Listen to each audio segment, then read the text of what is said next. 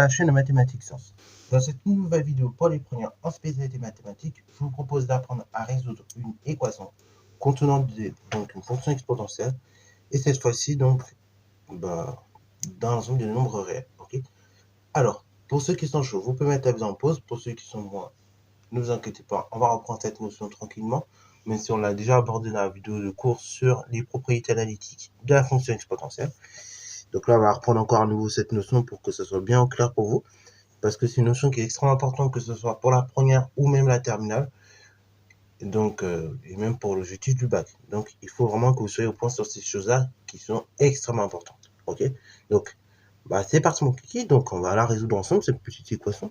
Donc là, 2e exposant x moins 5x exposant ex égale 0. Bon, il n'y a pas 150 000 solutions. Donc là, la chose qu'il faut remarquer tout de suite avant de faire quoi que ce soit, c'est que on est en présence donc d'une différence qui est en fait une somme en réalité. Et donc sur les deux termes qui composent la somme, j'ai exponentielle x. Donc ce dont je vais faire, c'est que je vais simplifier par je vais factoriser plutôt par exponentielle x. C'est le premier réflexe que vous devez avoir. Ok? C'est la première des choses du moins que vous devez vous dire quand vous voyez une telle équation. Donc ça me donne e exposant x facteur de facteur de quoi? De tout ce qui reste, hein, comme on l'a dit depuis la seconde, depuis toutes les années. Donc exposant e exposant x de tout ce qui reste. Facteur de tout ce qui reste. Donc 2 moins 5 x. Et tout ça égale 0.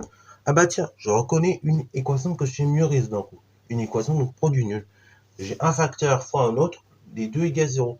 Si j'ai un produit facteur qui est égal à 0, c'est-à-dire soit exponentielle x peut être égal à 0, soit 2x moins 5 peut, 2 moins 5x pardon, peut être égal à 0. Je dis bien peut, donc je mets des pincettes en arrêtant en disant ça, parce que vous allez voir pourquoi je dis peut. Alors, donc ainsi, on se retrouve avec exponentielle x, donc qui est en réalité différent de 0, car exponentielle x toujours positif, vous vous rappelez, cours sur, encore une fois, les propriétés analytiques de la fonction exponentielle, la fonction exponentielle est toujours positive sur R. Donc, là, exponentielle x est nécessairement plus différent de 0 par positif, on peut dire. Ou bien, 2 moins 5x égale 0.